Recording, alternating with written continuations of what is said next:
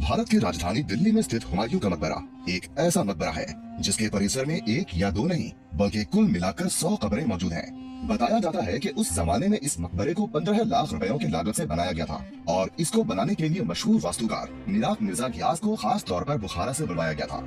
20 जनवरी 1556 को हुमायूं की मृत्यु के बाद पहले तो उन्हें दिल्ली के पुराना किला में ही दफनाया गया और 1558 में उनकी कब्र को कुछ सालों के लिए पंजाब के सरहिंद में ले जाया गया। हाजी बेगम के नाम से जानी जाने वाली उनकी विधवा हमीदा बानो बेगम ने उनकी मृत्यु के 9 साल बाद यानी कि सन 1565 में इस मकबरे का निर्माण कार्य शुरू करवाया और साल 1572 में ये हुमायूं का मकबरा पूरा बनकर तैयार हो गया था और इसको आज भी एक प्यार की निशानी के रूप में जाना जाता है। संत निजामुद्दीन औलिया दिल्ली के मशहूर सूफी संत हुआ करते थे और यही वजह है कि उन्हें दिल्ली के शासकों द्वारा काफी माना जाता था। यमुना नदी के किनारे हुमायूं के मकबरे के लिए इस स्थान का चुनाव इसीलिए किया गया था क्योंकि ये जगह हजरत निजामुद्दीन दरगाह के नजदीक थी। हुमायूं का ये मकबरा भारत में बनाया गया सबसे पहला बागों वाला मकबरा था और इसको 1993 में यूनेस्को वर्ल्ड हेरिटेज साइट का खिताब दिया गया था।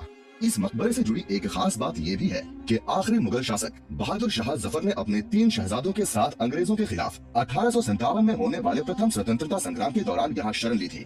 हुमायूं के मकबरे के अलावा आपको इस परिसर में मुगल बादशाहों के शाही हज्जाम का मकबरा और मुगल बादशाह अकबर के 9 रत्नों में से अब्दुल रहीम खान खाना के खास सेवक मियां फहीम का मकबरा भी देखने के लिए मिल जाएगा। और आज मैं आपको लेकर जाने वाला हूँ हुमायूं के मकबरे में और इससे जुड़ा रोचक इतिहास और तथ्यों की जानकारी आपको इस वीडियो में देने वाला हूँ। इस परिसर में प्रवेश करने के बाद सबसे पहले आपको बाईं ओर में भू हलीमा का मकबरा देखने के लिए मिल जाएगा। हैरानी की बात यह है कि ये भू हलीमा कौन थी, इसके बारे में कहीं भी कोई जानकारी नहीं मिलती है और ASI ने भी भू हलीमा के बारे में यहाँ कोई जानकारी नहीं दी है। ये जो सामने में आप विशाल दरवाजा देख रहे हैं, इसको 16वीं शताब्दी में भू हलीमा गेट के नाम से बनवाया गया था।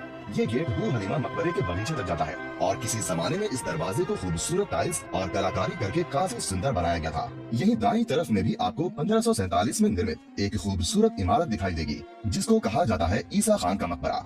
मैं बताना चाहूंगा कि ईसा खान नियाजी सूर वंश के समय में शेर शाह सूरी के दरबार में शामिल एक अमीर हुआ करते थे जिन्होंने मुगलों के खिलाफ जंग में भी हिस्सा लिया था।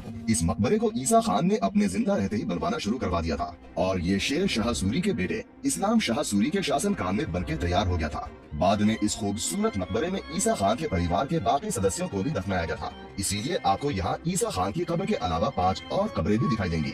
इस मकबरे के पश्चिमी तरफ लाल पत्थर की एक मस्जिद है जिसको ईसा खान की मस्जिद के नाम से जाना जाता है। इस मस्जिद की वास्तुकला लोधी गार्डन में स्थित सूर वंश के सम्राटों द्वारा बनाई गई इमारतों से काफी मिलती जुलती है। एक खास बात ये है कि ईसा खान के मकबरे और इस मस्जिद की वास्तुकला को लगभग 18 साल बाद हुमायूं के मकबरे पर बड़ी खूबसूरती के साथ एक बड़े रूप में उतारा गया था। थोड़ा आगे बढ़ते ही दाईं ओर में आपको एक और गेट दिखाई देगा जिसको कहा जाता है अरब सराय दरवाजा।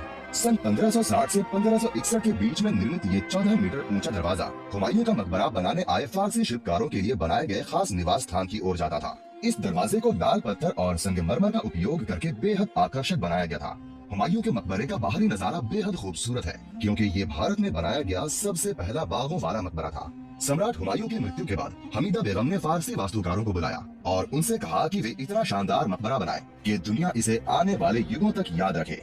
बाद में हुमायूं के बेटे अकबर ने ये जिम्मेदारी अपने कंधों पर ले ली और अपनी पत्नी और अपने बेटे के साथ मिलकर अपने पिता की याद के रूप में इस मकबरे का निर्माण कार्य पूरा करवाया। बताया जाता है कि इस मकबरे के निर्माण में उस जमाने में लगभग 15 लाख रुपए खर्च किए गए थे।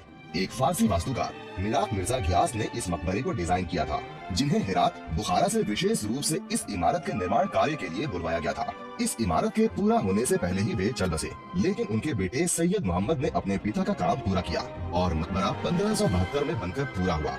ये खूबसूरत मकबरा 8 पक्ष कक्षों की अवधारणा पर बनाया गया है जो इस्लामी स्वर विचारधारा का प्रतीक है।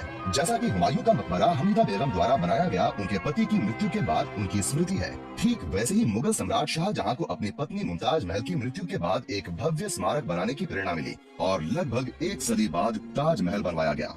और खास बात यह है कि ताजमहल का डिजाइन और वास्तुकला हुमायूं के मकबरे से काफी मिलती जुलती है। संत निजामुद्दीन औलिया दिल्ली के प्रसिद्ध सूफी संत हुआ करते थे, इसीलिए उन्हें दिल्ली के शासकों द्वारा काफी माना जाता था। यमुना नदी के किनारे मकबरे के लिए इस स्थान का चुनाव इसीलिए किया गया था क्योंकि ये जगह हजरत निजामुद्दीन दरगाह के पास थी।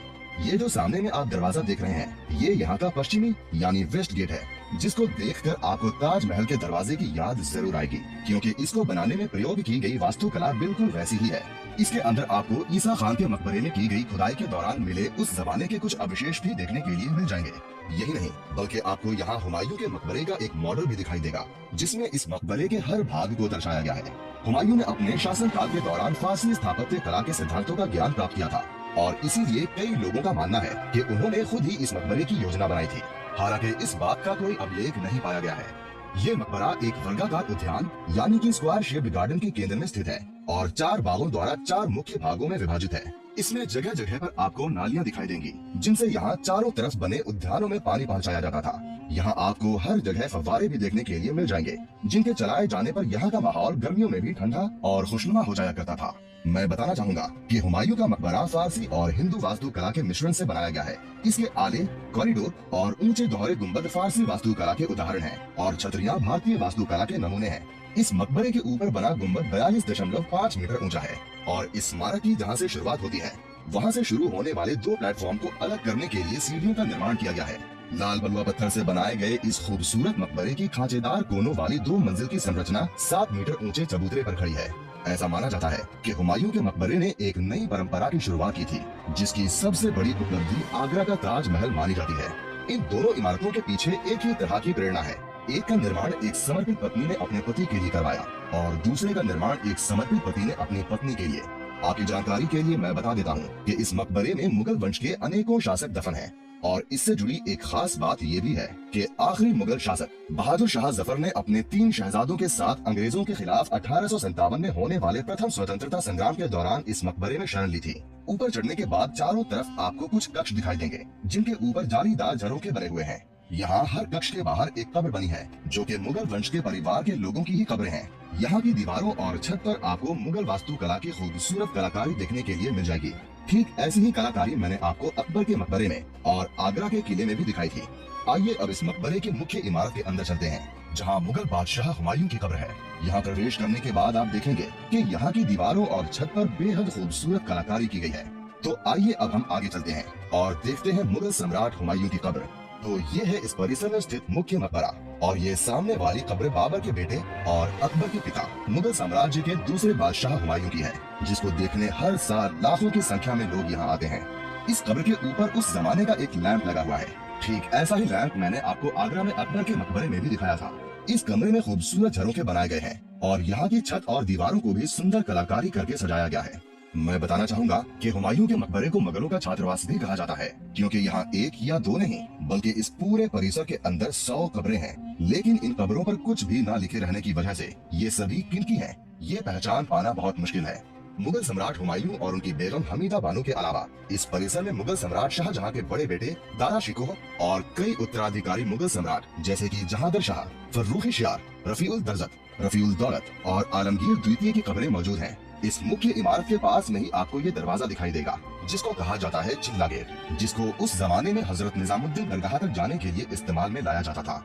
मैं बताना चाहूंगा कि हजरत निजामुद्दीन दरगाह उस जमाने के जाने माने संत निजामुद्दीन औलिया की मृत्यु के बाद बनवाया गया था और इस दरगाह के लिए मुगलों के दिल में खास जगह हुआ करती थी। इस परिसर में आपको एक और इमारत भी दिखाई देगी, जिसको कहा जाता है नाई का गुम्बद यानी कि बार्बर स्टोन, जिसके अंदर मुगल बादशाहों के शाही हजाम और उनकी बेगम की कब्रें मौजूद हैं। इस गुम्बद को 16वीं शताब्दी के अंत में बनवाया गया था। इन सभी इमारतों के अलावा यहाँ एक और इमारत भी है, जो कि इस मकबरे के परिसर के बाहर स्थित है। इसमें लगी नीले रंग की सुंदर टाइल्स की वजह से इसको नीला गुम्बद या नीला बुर्ज के नाम से जाना जाता है। इस गुम्बद का निर्माण अब्दुल रहीम खाने खाना ने अपने सेवक मियां फहीम के लिए करवाया था। मैं बताना चाहूंगा कि अब्दुल रहीम खाने खाना मुगल बादशाह अकबर के दरबार में शामिल उनके 9 रत्नों में से एक हुआ करते थे। तो ये था हुमायूं का मकबरा और इससे जुड़ा रोचक इतिहास और तथ्य।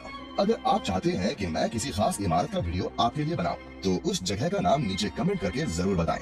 अगर आपको मेरा ये वीडियो पसंद आया हो तो इसको लाइक और शेयर करना मत भूलिएगा और अगर आप मेरे चैनल पर नए हैं तो इसको सब्सक्राइब जरूर कर लीजिएगा।